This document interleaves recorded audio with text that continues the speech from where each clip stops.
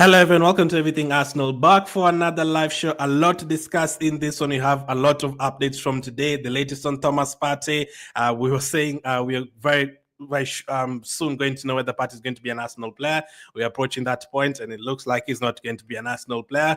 Looks like we've already found a replacement for Thomas Partey. We'll be talking about that one. Kepa, we've got the Here We Go from Fabrizio Romano, and then the latest on Gyökeres, Sesko, and Rodrygo. So as we approach the end of June and into July, we're expecting deals to start moving quicker now. Hopefully, we do get these deals done before the preseason starts.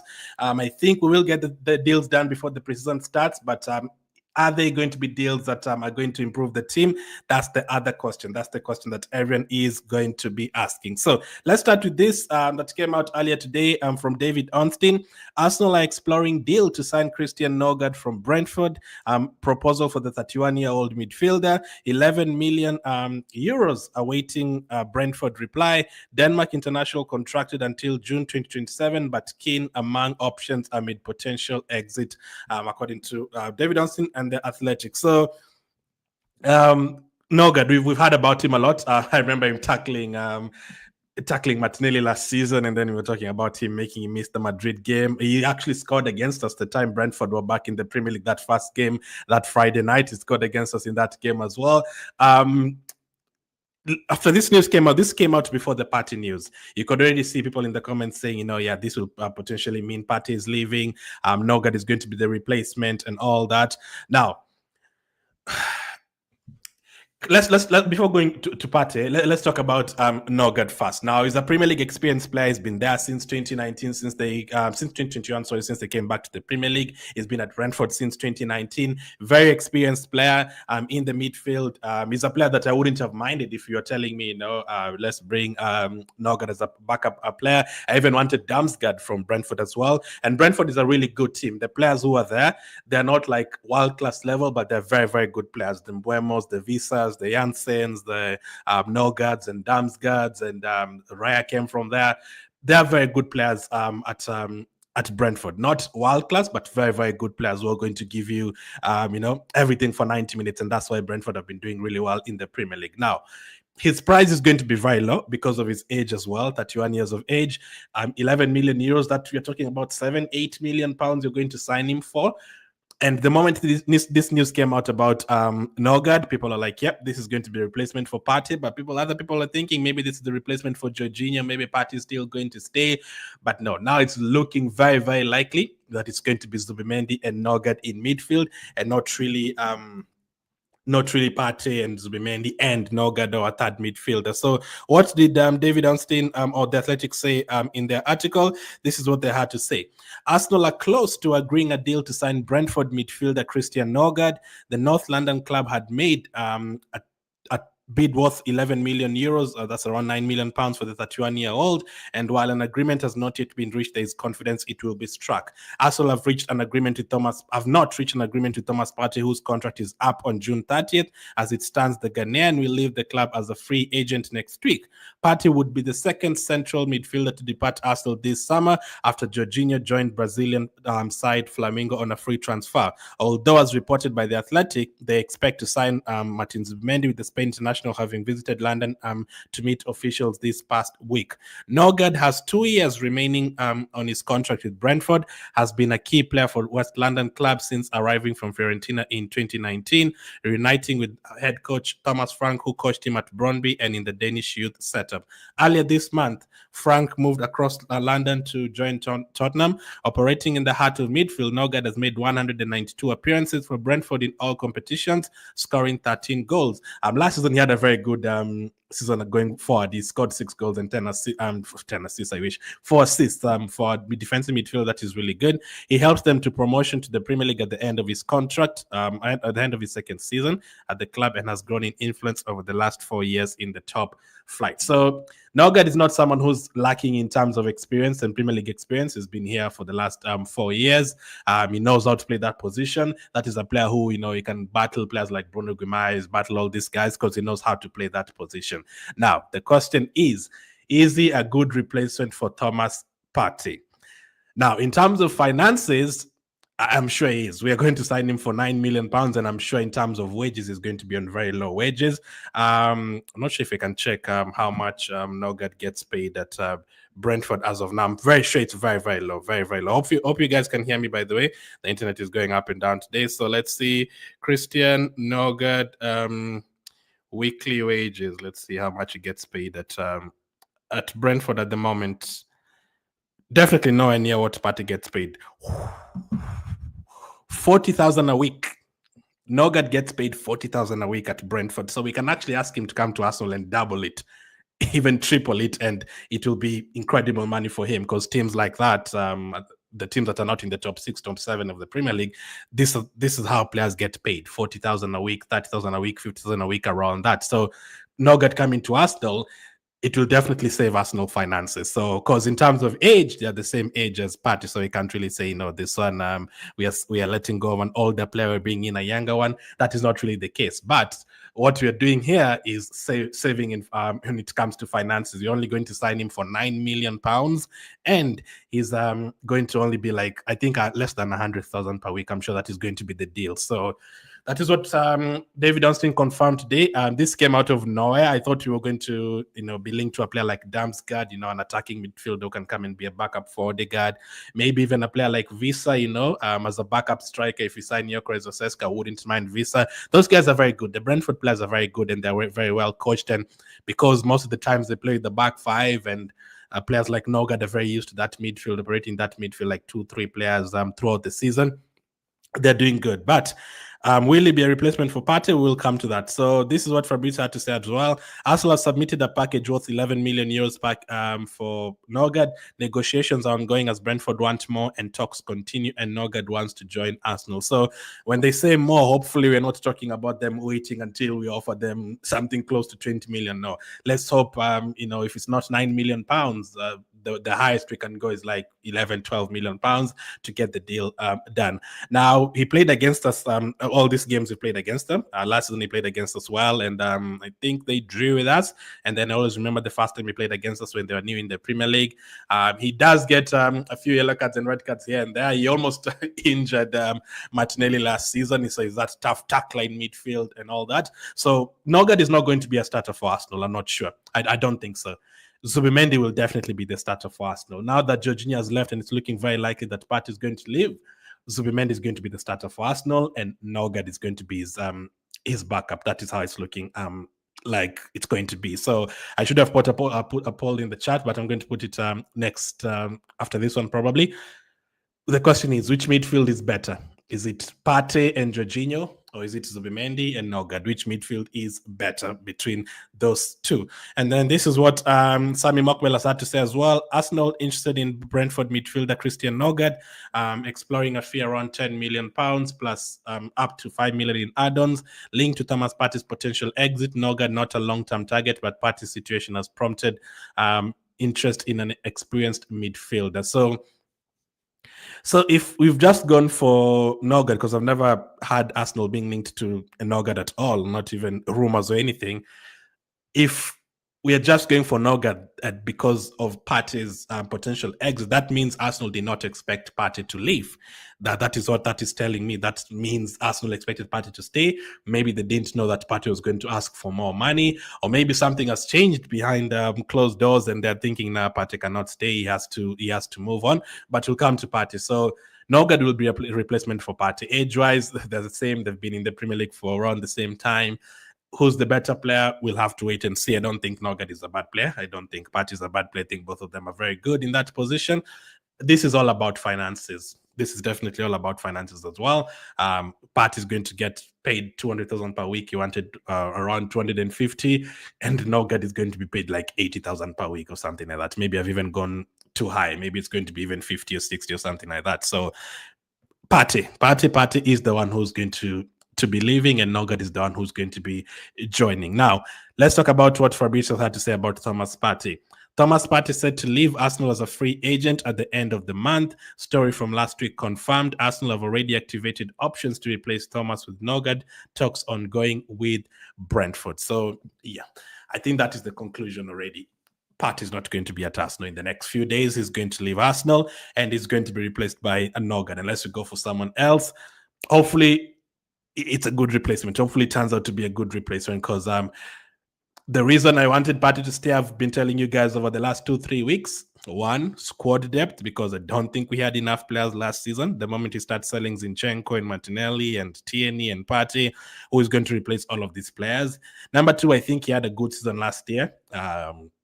More majority of it, I think it was at least a 7 out of 10 season. Even the games where we were playing poorly, I think Partey played well and he was covering at right back and he managed to stay injury free as well. That was just my opinion. Now, does Partey have weaknesses? Absolutely. I'm not saying he's the perfect player. I know when it comes to transitions, when someone is counter-attacking us, De Bruyne and Morgan Rogers and those kind of players, I know Partey is slow these days in terms of covering. He gets past too easily, but majority of times we don't see it getting to that position because he knows how to keep his position. He knows how not to get exposed in that midfield.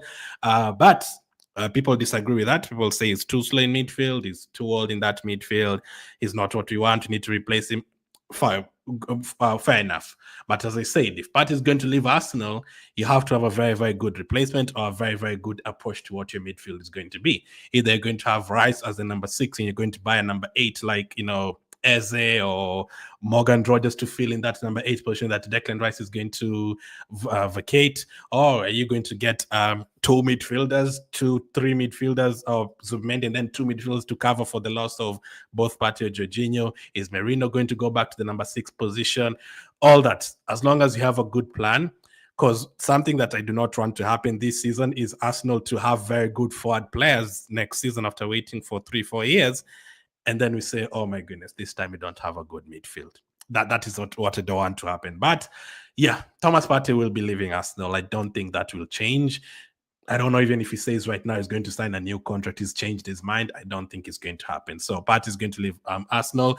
I think it's something to do with money. I don't think Arsenal are going to increase his money at that age. And if they can get someone who's cheaper, who's going to get like almost 200,000 cheaper, 20,000 less in terms of wages, and he's only going to cost them like 10 million pounds, I think they're always going to go for it. So that's the latest on Norgaard and Thomas Partey. I'm sure we're going to have more updates on that one. When is Thomas Partey's birthday? Let me just confirm that. Thomas Partey, 13th June. So recently, it was just recently. Just turned 32. Okay. So where will Thomas Partey go? I don't know if he's going to end up at Saudi Arabia or Barcelona or AC Milan or somewhere like that. I don't know where it's going to end up. And just a side note on Brentford. Brentford are losing so many players and they've lost their manager. I don't know how they're going to do next year. But that is not my problem. My problem is Arsenal, not how Brentford is going to do. Now we have Here We Go today. Today we had a lot of news. Here we go. And that was on Kepa. So as we said, the last 2 days, Kepa is expected to be a second signing, and that is how it turned out to be. Kepa to Arsenal, here we go. Deal done for the Spanish goalkeeper to join Arsenal as new backup for David Raya. Arsenal activate 5 million clause from Chelsea and all documents are now sealed. One more addition for Arteta after Zubimendi. So we've already discussed Kepa a lot. This is one deal I have no problem with. 5 million for a backup goalkeeper who's been in the Premier League for a lot of years, played for a couple of teams in the league, played for Real Madrid recently, and I think he did a very, very good job there as well as a backup for Courtois and also helping out Lunin. I think I'm okay with that. For 5 million, totally fine with that. Obviously, there's that thing of we are signing another player from Chelsea, but oh well, we should be used to that by now. For 5 million, I'm happy with that. 5 million, absolutely no problem. Now, Kepa, here we go. We have a backup goalkeeper. We do not have to worry about having a backup goalkeeper again or trying to go for a backup goalkeeper at the end of the season and going for Neto, who can't even play for us in the cup competitions because it's cup tied. We don't have to worry about that. And now Zubimendi already got in the here we go as well, and he's been at Arsenal, and it's a done deal as well. So that midfield spot and the goalkeeper spot looks like it's kind of done at the moment. Although now that Partey is going to leave, now we're going for Nørgaard. That's another midfield that we need to finalize. Now, as I said, I'm not going to say anything about Andrea Bat until the end of the season. I've seen comments already of people saying, oh my goodness, why are we going for Kepa and Nørgaard? Are we trying to win the championship or finish in the top 10 or whatever? Fair enough. For me, I'm going to wait until the end of the transfer window. I'm okay with Arsenal paying 5 million for Kepa. I'm also okay with Arsenal paying 10 million for Norgaard. But the reason I'm okay with all of that is because I'm hoping that money that we are saving is going elsewhere. So if we end up getting Kepa for 5 million and Norgaard for 10 million, and then Partey goes, and then Martinelli goes for 40 million or something, and then Zinchenko goes for 12 million or something, and then 10 years left, and then we're like, okay, there's money there. You've saved money on Partey's wages. You've saved money on Zinchenko's wages. You've also, let's say they've sold Martinelli. Okay, you have the Champions League money as well.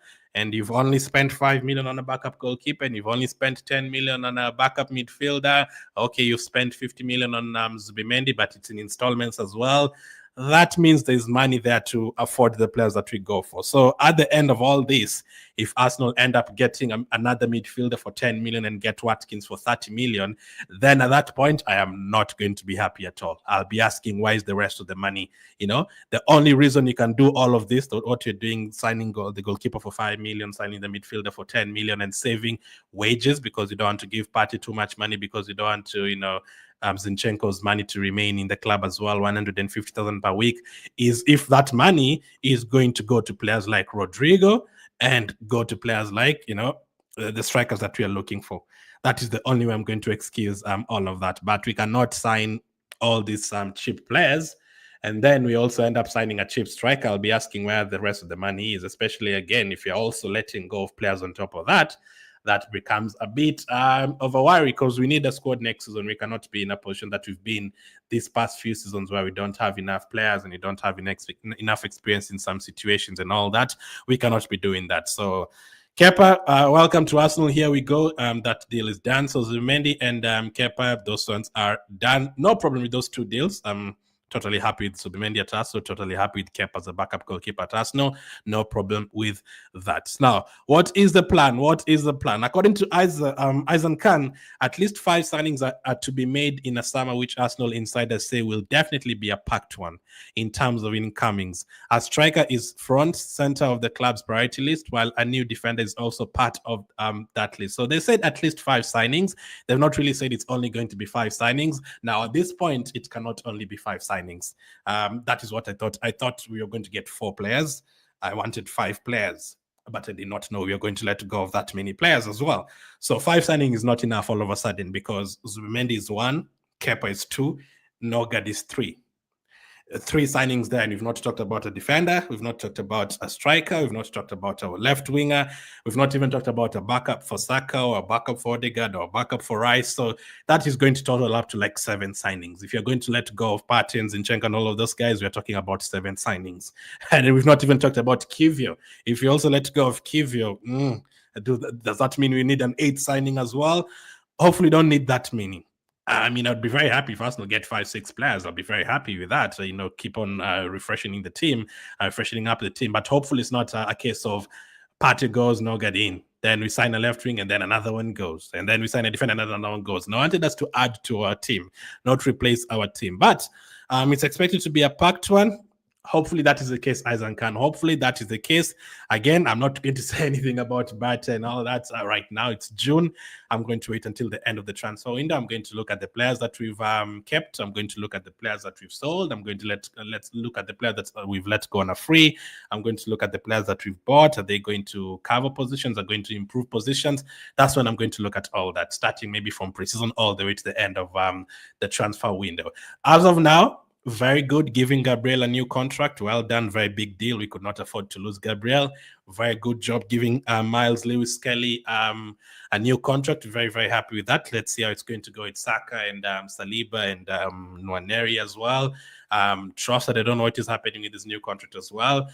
In terms of the new contracts, I think it's going to go good in terms of that. In terms of letting go of players, Tierney leaving, I guess I'm okay with that. Zinchenko leaving, I'm waiting to see how much money we can get for Zinchenko. And then Partey leaving, I wanted Partey to stay for 1 year. That is my opinion. Other people wanted him to stay for 2 years. That is fine. Other people wanted him to leave. That is fine. Who's the replacement? Are we going to find ourselves in institutions next season where we are crying and saying we needed a midfielder there. Hopefully not. So I'm not very happy with that one, but let's see how it goes. And then for the striker situation, the left winger situations, I'm definitely looking at that 100% because the amount of money we've been spending on 5 million on Kepa, 10 million on Norgaard, and reducing the wages from Partey and Zinchenko and all that, hopefully we are saving that money to go for the big players. So 5 signings won't be enough if you let go of Partey and Zinchenko. We are going to talk about 6 signings, 7 signings at that point. Right now, 2, here we go so far. Let's see who's going to be the next. Is it going to be Victor Gyokeres? Now, according to reports from Dimarzio, Arsenal will sign Victor Gyokeres because he wants to join Arsenal. Other clubs have tried to enter the race, but he will go to Arsenal. He was their first target from the start, and now they have to find an agreement with Sporting. So, this striker thing, man. Oh, God, man, this striker thing is crazy, man. I don't even know who we are going to get. We're going to July. We have no idea. Yesterday it was Sesko closer. Today it's Gyokeres who's potentially going to be closer. But Dimarzio, who's very reliable in terms of news in Italy and all that. There's one particular news that Dimarzio got wrong, and I still remember it today. He said Declan Rice was definitely going to go to Man City ahead of Arsenal. I remember that today. But he says that Gyokeres will sign for Arsenal because he wants to join Arsenal, and I guess Arsenal will want a player who wants to join us more than the player who doesn't want to join us. And at this point, we're just trying to negotiate the deal with Sporting. So we know that Gyokeres prefers Arsenal to any team. Now, the thing is about the money. Do we want to pay 60 million for Gyokeres? Do we want to pay 65? Does Sporting want us to pay 80, 90 million, and Arsenal don't want to go to that kind of price range, and we want to, to save money on that as well? Again, we've saved money on the goalkeeper. We've saved money on the midfield. I'm hoping we were saving the money to spend it on a left wing and a striker. If you're going to go and splash the money on Rodrygo, someone like that, and I'm going to be able to excuse you for, okay, you're trying to negotiate the Gyokeres deal because you thought you're going to, go and pay that 95 million for Gyokeres and you've gotten him, no problem. That's what I'm saying. I'm going to reserve the judgment for after the transfer window. But Gyokeres wanting to join Arsenal, that is good. Dimarzio has also confirmed it that Gyokeres wants to join Arsenal. Other clubs have tried to enter the race, but he will go to Arsenal. Now, that he will go to Arsenal seems so sure. I wouldn't be so sure, Dimarzio, when it comes to the Arsenal that we love. It's not usually that direct. He was their first target from the start. Was he, though? Was Gyokeres our first target? I don't know, man. I feel like Sesko was our first target because of his age and because of the fee and all that. Or maybe no one really knows. I've always also said that maybe no one really knows who our first target is. Maybe it was even Watkins ahead of Sesko and Gyokeres. I still feel like it was Sesko because of his age and because we always wanted him since last season, and we tried signing him last year. We tried signing him in January. And obviously, they say he fits our system more and all that. I felt like that is why we wanted Sesko more. Gyokeres, we were told that Bata wanted Gyokeres, and he scored a lot of goals last season. We know that. We've never really been linked to him that much. Although last year we were talking about him and Isaac, who do we prefer and all that. Maybe Gyokeres was the player that we wanted. Maybe we thought it was going to be Sesko, but maybe they wanted Gyokeres. And then since Gyokeres, we were told 70, 80 million, they decided to move back to Sesko. And then they were told Sesko is going to be expensive as well. And they decided to move back to Gyokeres. No one knows. I wish I would be in those meetings to hear what they have to say about all of these players and which one we wanted first. But that is Dimarzio, who says we really want Gyokeres, and Gyokeres wants to join Arsenal. But will we end up getting him? I would be so happy, bro. If we got Gyokeres at Arsenal, I would be over the moon, man. Those again, I don't care what they're scoring those goals in Portugal, in Angola, in Sierra Leone, in Australia, in New Zealand. I don't care where he's scoring those goals. It just need half of those goals at Arsenal. You've scored 50, just come and give me half of those goals at Arsenal. I don't need 50, 60 goals. Just come and give me 25 goals. And that will be a lot more than what we've experienced. Who was the last Arsenal player to score 25 plus goals in a Premier League season? Yeah, I can't even remember. That is the thing. I don't even think Aubameyang got to 25 goals, right? I don't think he got to 25 goals. I think Aubameyang got to like 22. Right? I think the time he shared the golden boot with Mane and those guys, I think it was 22 and 23 goals. Who was the last player to get 25 plus goals? Was it like Van Persie, 2011, 2012 or something? Now, that's a long time, man. We've not had a striker to get 25 plus goals in a long time. And the teams we are trying to compete with, and these teams have not really been, match for match. these teams have not really been, destroying us or anything like that. Man City don't beat us. Liverpool don't beat us recently. Chelsea don't beat us recently. Man United don't beat us. Even in the Champions League now, we were able to get through Real Madrid 2 games. We were able to keep it very close with Inter Milan, keep it very close with Bayern Munich. We lost 1-0 in those games. That is because we don't have a striker. So these teams, we are not so far away from these teams.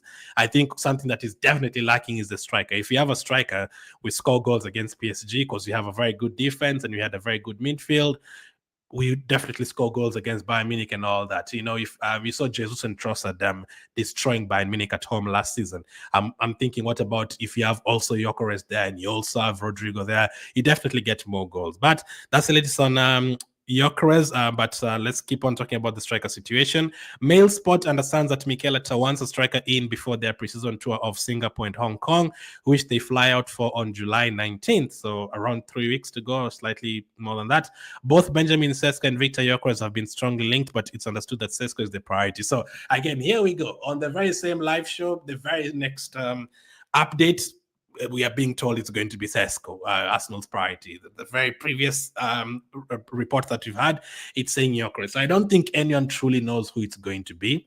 I'm still leaning towards me personally, who I want. I want Gyokeres 80%, Sesko 20%. Who do I think Arsenal is going to get? I'm still leaning towards 65% Sesko, 35% Gyokeres. Now, it might be 50-50 right now. I don't know. Hopefully, though, if Arteta wants a striker before pre-season, hopefully get it done by then. I still think we're going to get it done by then, but who?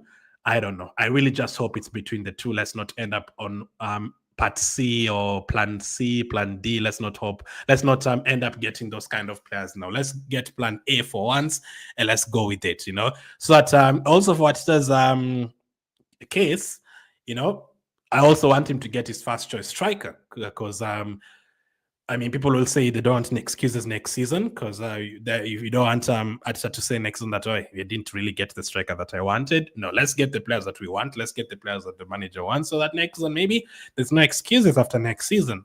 So that is from Aizen Khan. And then this as well.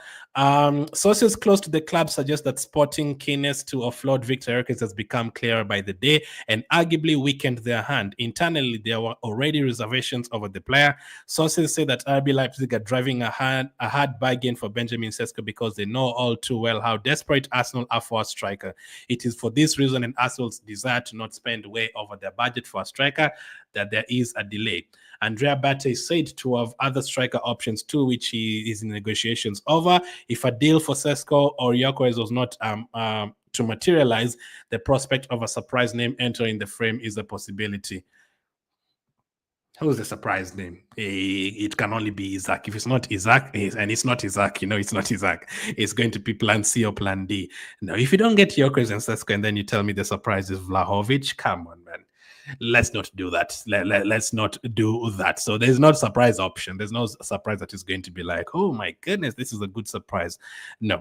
So sources close to the club suggest that Sporting keenness to offload Gyokeres. So Sporting want to offload Gyokeres. Fair enough. Sources say that Leipzig are driving a hard bargain because they know how desperate Arsenal is. So that's another mistake that we also need to stop making. And the thing about, I guess Arsenal also don't usually want to look desperate in the transfer window. So that is why you all try to negotiate all of these deals. But at this point, everyone knows that Arsenal wants a striker. So you're already too late in terms of that. Everyone knows Arsenal is desperate to get a striker. So never get yourself into those situations where everyone knows that you're desperate, because instead of paying 50 million for Sesko, you'll end up paying 90. Instead of paying 60 million for Gyokeres, you'll end up paying 90. You don't want to be that desperate where everyone knows that, okay, we're just going to increase the price. Maybe people don't think we are desperate to get a backup for Saka. So we can go and get Bakayoko for 20 million without any back and forth, because they think our Arsenal are not desperate for this position. So that is a mistake we also need to stop making. Let's not leave it to the point where everyone knows that we are desperate to get a certain position. But that is also another update for Aizen Khan. And then this one as well, the Telegraph says, understands that Andrea Bat is effectively working to price up different deals for strikers before Arsenal decide to pull the trigger and execute one of them. The two leading candidates are believed to be Benjamin Sesko and Victor Gyokeres. A well-connected source in Germany confidently told Telegraph Sport last month that Sesko is absolutely the preferred candidate candidate. But that same source wrote back a few weeks ago by saying the situation had become, from his perspective, a mess. So yeah, even the sources from Germany, they have no idea. They thought it was going to be Sesko, but they're also saying it's a mess. It is entirely possible that Arsenal are pursuing both deals and masking the truth about their preferred target, only because they want to strengthen their negotiating position for the striker they really want. They would be in a stronger position to sign Sesko at a lower price. For example, if Leipzig family believed that a deal was also on the table for Gyokeres. This is according to Sam Dean. So it's the game that we were playing yesterday, the game that we called the chicken game. That is what we are playing with Leipzig and Sporting. We are trying to see who's going to drop the price first. We don't want to pay that 80, 90 million for any of them. We are waiting to see whether, if we say we want Gyokeres, whether Leipzig are going to say, okay, listen, okay, we're going to reduce the price for Sesko, come and get him. Or is it going to be the opposite? Do we really want Gyokeres and we are using Sesko's name to try and reduce Gyokeres' price? No one knows, not even the sources in Germany, not even the sources in Portugal. No one really knows. But I hope it's going to be either of them, not a third or fourth option. So let's wait and see who it's actually going to be. Absolutely no clue it's going to be honest. Next up, let's talk about Rodrygo. So Sam Dean also says if there's a deal to be done for Rodrygo, Arsenal would be keen to do it. His future at Real Madrid is far from clear, and a move, if Arsenal are encouraged to make an offer, would not be expected to happen until much later in the window. So yeah, for Rodrygo, the ball is not in our court. For Sesko and Gyokeres, I think right now, if Arsenal just want Gyokeres and they just say, okay, we're just going to go and give them the 80 million, we are going to go and get the player. Same with Sesko. But for Rodrygo, even if we say we're going to give them 80 million, we don't know. Madrid might be happy, but Rodrygo might be like, no, I actually don't want to leave. Even if you go right now and you tell Rodrygo, we're going to give you 400,000 a week, Rodrygo might be happy with that, but Real Madrid might be like, no, we actually don't want to sell him. So the ball is not in our court with the Rodrygo deal. So at this moment, you should be using to try and sign, a striker and finalize all the other deals. And hopefully all the money that you are saving is to go and do something crazy for the winger position as well. Rodrygo's on the exit ramp at Real Madrid, as confirmed by his entourage. He is probing a move to the Premier League, where teams such as Arsenal are interested in the player. Real Madrid will ask for around 90 million euros, so around 76, 77 million pounds. No, was it between 74, 77 million pounds, around that. So I do think he's worth that, although I've seen people in the comments saying Rodrygo is not that much better than Martinelli. If Martinelli is going for 40 million, Rodrygo should not be 77 million and all that. I do think to get a player like that, you have to pay around that kind of money. You're not going to go and give Real Madrid 50 million for Rodrygo and they just accept it. Unless, again, this is where you're going to look at Partey. Let's see how good the negotiation skills are. Edu came under a lot of scrutiny over the past couple of years. If Partey pulls Zubimendi for 55 million in 4 installments, as we've been told, and we end up getting Kepa for 5 million, and he turns out to be a good player for us as a backup goalkeeper, and we let go of Partey and go and get Norgaard, and it works. And it doesn't even, not all of them have to work. You're not going to have a 10 out of 10 transfer window.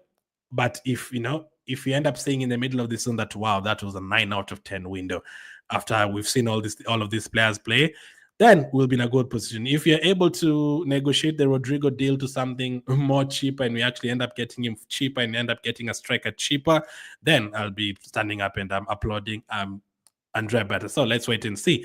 If that is how he does his business, let's just wait and see what is going to happen next. So that is the latest on Rodrygo as well. A lot of updates today on Norgaard, Partey, Kepa, Gyokeres, Sesko, Rodrygo, and the plans for Partey and Mikel Arteta. So let's see how all of those go. But today we've gotten the here we go for Kepa, who will be our second signing.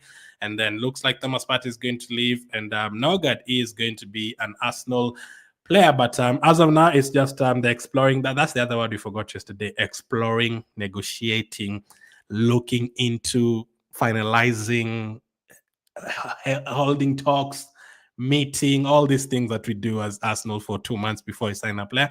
It always happens. So let's see what you guys have to say.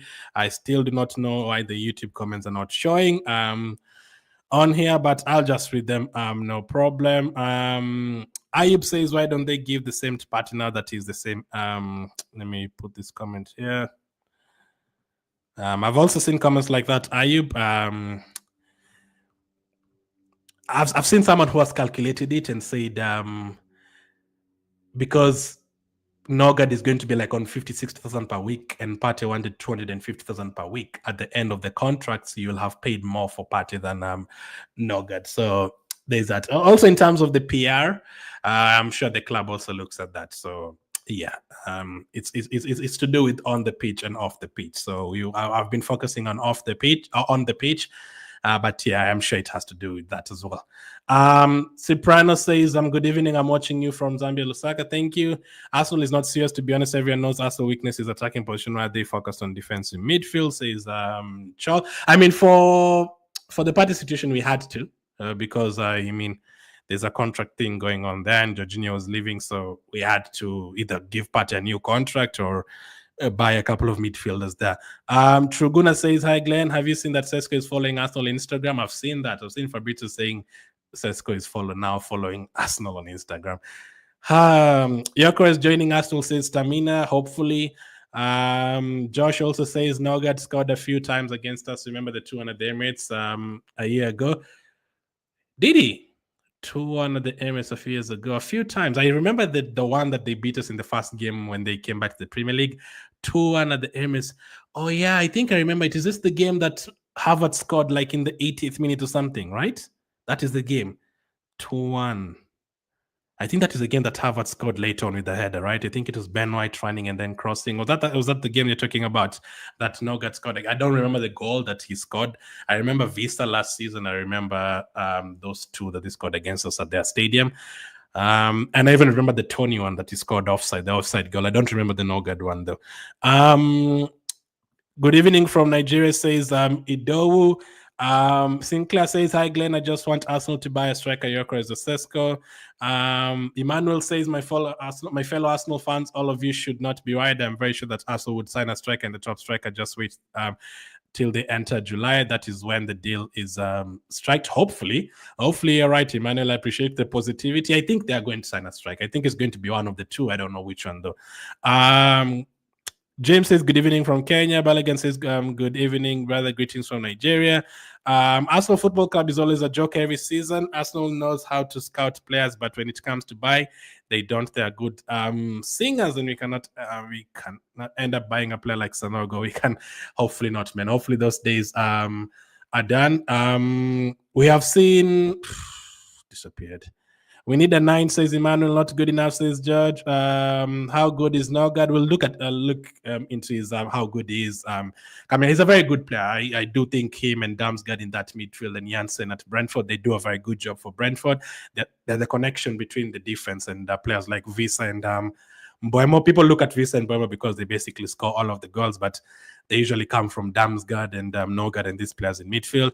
Tough tackle in midfield and all that. And he's not going to be, I don't think he's going to be a regular starter at us, so that is going to be Zubimendi. Christopher says Norgaard got 0 pace. We'll look into that as well. I don't want him. I want Xavi Simons. That is Christopher. Ladish says that's a downgrade. We'll never win anything. So in terms of that, I think Zubimendi is the replacement for Partey. And I think Nørgaard is the replacement for Jorginho. That is how I'm thinking. So I think the question is, Ladish, is Zubimendi better than Partey? Thanks for everything. General Partey, you have been class for Arsenal, says Truguna. How about Osimhen? Why haven't we made an inquiry? His goal tally is better than even Sesko, says Owachi. Osimhen was never ever going to join Arsenal. I already said it 2 years ago. Let's forget thinking about Osimhen. Osimhen was never ever going to join Arsenal. I think even if you had to ask Osimhen right now, you come into England, I think he'd prefer Chelsea.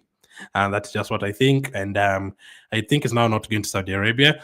I don't know, man. I don't know why people have not signed. I saved something the other day from David Dunstan. I didn't watch it, but I saved it to watch it later. And he was talking about Osimhen. Someone asked him why is Osimhen not being bought by clubs? He's a very good striker, but it's always quiet, like no one really wants Osimhen. Why is the case? And I think he talked about it for like 10 minutes. I'm going to go and hear what he said. But the thing is, Osimhen is never going to play for Arteta at Arsenal. Even if it's just not that thing. They usually say Osimhen has a problem with the attitude and all that. That is what they say, that he argues with the managers and all that in Nigeria and Napoli and all of that. That has been the thing the last 1 year. So that, that is why players like Aubameyang ended up leaving Arsenal. Yeah, Osimhen and Ateta were never going to get along. Like, even if Arsenal really wanted Osimhen, also people say Ateta doesn't like dealing with big egos as well. So yeah, Osimhen was never going to join Arsenal. These players are never going to join Arsenal. Now, Andrea Bata might sign players like Osimhen, but yeah, I don't think Ateta would want a player like Osimhen at Arsenal. Balogun, brother, hope we are still going to sign more players by next month, and I pray we get better players for our striking role. Hello, host. I'm from Kenya. We need a number 9, says George. Nørgaard can't be compared to Partey, says Kikumbi. So that's why I'm saying Nørgaard is not going to be starting for Arsenal. I think Zubimendi is the replacement for Partey, and Nørgaard is the replacement for Jorginho. That is what I'm thinking. So, yeah. Thanks for the show. I'm following you from South Sudan, says Jackson. Thank you. One says I'm a Liverpool fan now, so sorry. One is an Arsenal fan. I think he's saying he's going to be a Liverpool fan. I'm a Liverpool. Sorry, Arsenal. I guess you're saying you're worried that wait, if I'm a Liverpool fan, I'm worried if Arsenal sign Gyokeres. Okay, yeah, that makes sense. Blessing says Arsenal is never reluctant in signing players every transfer window, yet City and Paul have already signed 3 quality players plus. Why have we allowed Partey to go on a free transfer, says Luca, and now Christian Nørgaard is replacement. Kepa, Zubi, Nørgaard, Madueke could be the signings. If you put it like that, doesn't look good. Kepa, I wouldn't have Zubimendi in that. Okay, you're trying to could be signings for me. That's a 4 out of 10 transfer window. Kepa's made in Norgaard, Madueke 4 out of 10. I think you're definitely going to sign forward players. Now it depends which forward players you're going to get. Bring me Gyokeres because Sesko, you don't rate Sesko. Fair enough. I don't have a problem with Kepa signing as a backup goalkeeper. I didn't want us to go and spend 30 million. 25 million on one guest as a backup goalkeeper. I did not want that. I'm happy with Kepa for 5 million. I'm definitely happy with Zubimendi. For Norgaard replacing Partey and Jorginho, now we have to wait and see. We have to look at which midfield is better. Is it Zubimendi and Norgaard, or is it Partey and Jorginho? If you can't get Gyokeres, get me Osimhen, says Luca. Osimhen will never join Arsenal. That is just how I think it's going to be.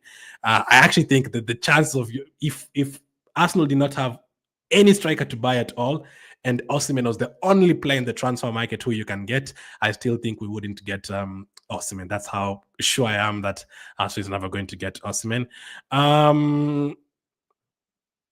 Thanks for the update, says Osman, favorite fan from Sierra Leone. Thank you for watching, Osman. George says our fixtures is good. We need to win all the first games. Not sure what you mean by good. Very tough start, but if you do end up getting wins in those games, then that is great. Michael says I don't see Zubimendi mastering the lone defensive midfield like Partey is going to. Now, at this point, we just hope that it has to. Now, Zubimendi is a very good player. Now, I've seen debates on X and all that, and there's people who rate Zubimendi higher than Partey. There's people who rate Partey higher than Zubimendi. Now, there's a lot of qualities in that midfield. You have to know how to keep your position. You have to know how to collect the ball from the defender and the midfielders.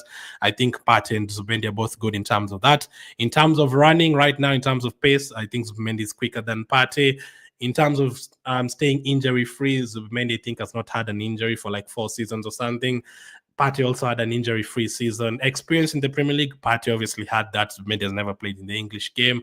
In terms of passing ability and all that, I think Zubimendi is better. So it's a lot of things that you have to look at.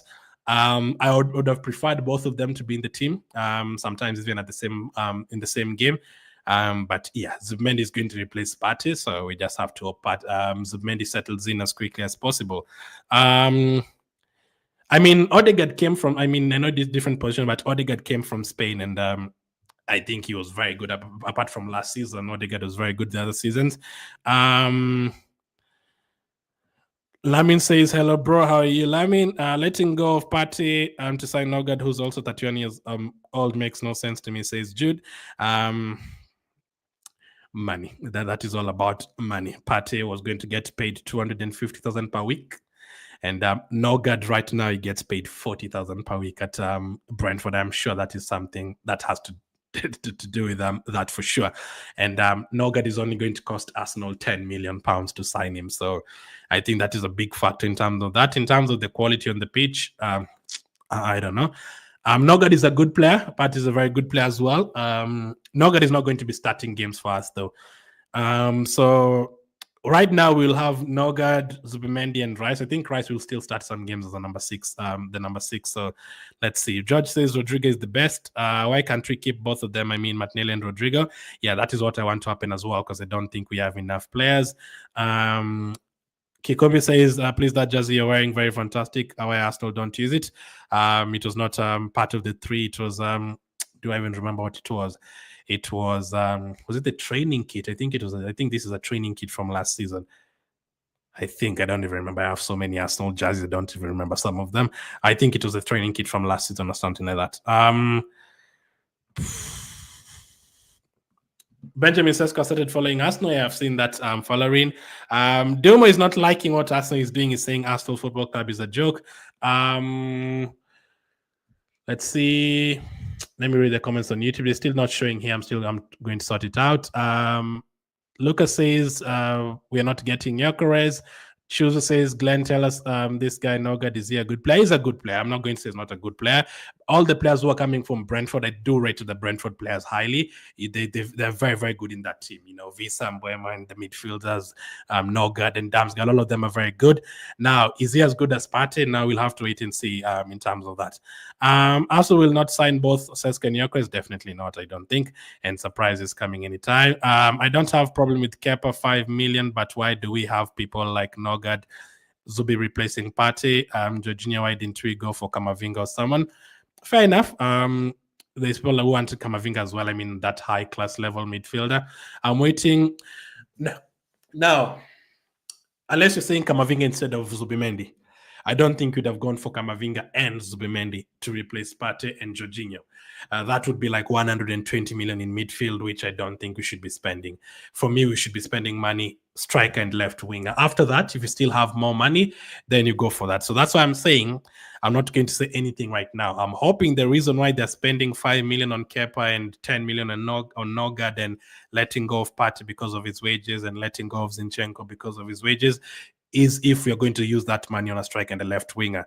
If we're going to end up with Rodrygo and Gyokeres and we pay a total of like 180 million for them, and we put Rodrygo in 300,000 a week, and we put Gyokeres in 250,000 a week to replace the Partey wages, I'm going to be like, okay, you signed Rodrygo, you signed Gyokeres, fair enough. That money from Partey was used to get Gyokeres. That money from Zinchenko and saving money on a goalkeeper and a midfielder, we use that money to get Rodrygo, fine. But if we end the transfer window having let go of Partey and Zinchenko and not replace them, and we use 5 million on a goalkeeper and 10 million on a midfield, and then we don't get Gyokeres or Sesko, and then we end up getting Vlahovic for 25 million or something, then at that point you're not going to be happy at all. Signing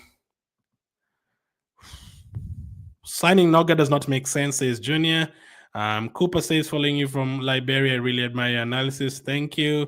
Anthony says, good afternoon, bro. How are you? For the show, I'm following you from Sierra Leone every single day from Sierra Leone. Thank you, Anthony Gordon. Yep, we always see you guys. Always see Cooper here. Kiman Evans says, good evening, my brother. Good evening to you. I think I'm going to miss a few comments from YouTube because of it's not loading up on my side. Dr. Ligida says, are we looking for a cheaper quality player? We will have a tough time ahead. For me, I'm looking for quality and quantity. I'm looking for both of them. So for striker and wing, I think you have to get the best of the best. From the midfielders, I don't mind Zubimendi. Zubimendi is a very good player. I also don't mind Kepa. Now, for someone to replace Partey, I don't know whether we are looking for a quality player or a cheaper player. I think in that case, we are looking for kind of both. But I don't think there's a way you could have gone for someone like a Camavinga to replace Partey before you get a striker and a winger. You have to sort out the striker and the winger position first. That has to be the first thing that you do.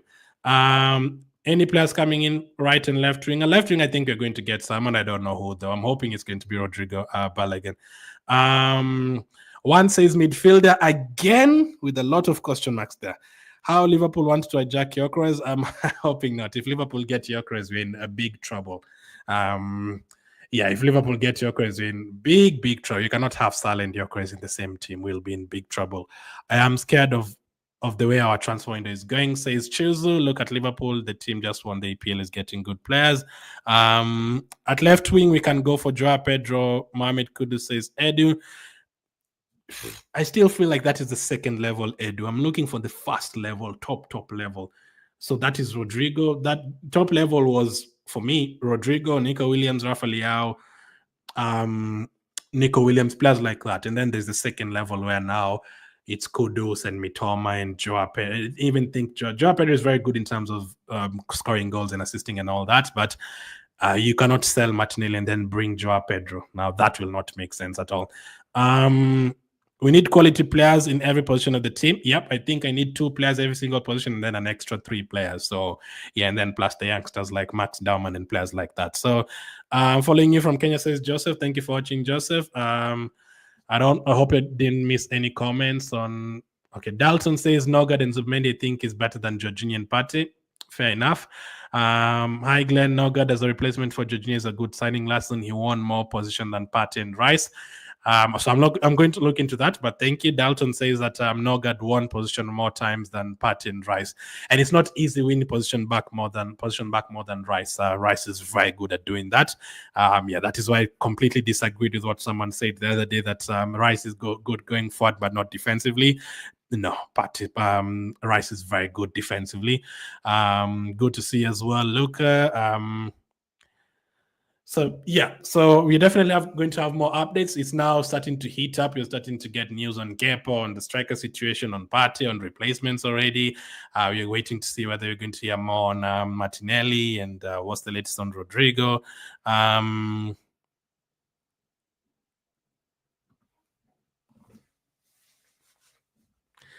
Samson says, I have a personal hatred on Osimhen because I told you what Arsenal is thinking. That is not a personal hatred. Let me tell you, if Osimhen could sign for Arsenal today, I would take him today. I would go and take him from Galatasaray today. Yeah, I'm giving you the opinion from an Arsenal point of view. That was not my opinion. I told you, Osimhen is never going to play for Arteta because he has a big ego. That is the truth. From what we've been told, Arteta does not like big egos, and that is why he let go of Aubameyang and let go of Lacazette and let go of Ozil. I have no personal agenda with any player. You're talking to someone who's going to give Havertz another opportunity next season. So I have no personal agenda against any team, against any player. But I've just told you the truth. Osimhen will never play for Arsenal. That's just the truth. Because I know Arteta will not take Osimhen, and I know if he was going to come to England, he would prefer Chelsea ahead of Arsenal. That is just what is going to happen. So you're now an Arsenal technical team. Well done. Samson, if you don't agree with the opinion, that is fine. You don't have to watch. Thanks for the show. I'm following you from South Sudan. Thank you. We should go for the best. Bro says Emmanuel. How about Sesko? Any news? Yeah, we've talked about that one. Let's see. Lawrence says the best way to defend is to attack. So Arsenal really need a firepower up front to send a message that we are ready to compete and win silverware. Let's see. If I missed your comment on YouTube, I'm sorry that it doesn't show me on my screen the last couple of days. I don't know why. Kisambira says, I'm waiting for Down's first game. Odegaard is in trouble. Oh, Max, you're saying Max Daumann. Fair enough. I don't think Max Daumann is going to end up replacing Odegaard right now. He's very young, but let's see. Yeah, Alex, we've talked about Norgaard, Partey, Kepa, Gyokeres, Sesko, Rodrygo. So you can always rewatch this. We'll have more updates coming up as well. Thank you for watching, and I'll catch up with you guys on the next one.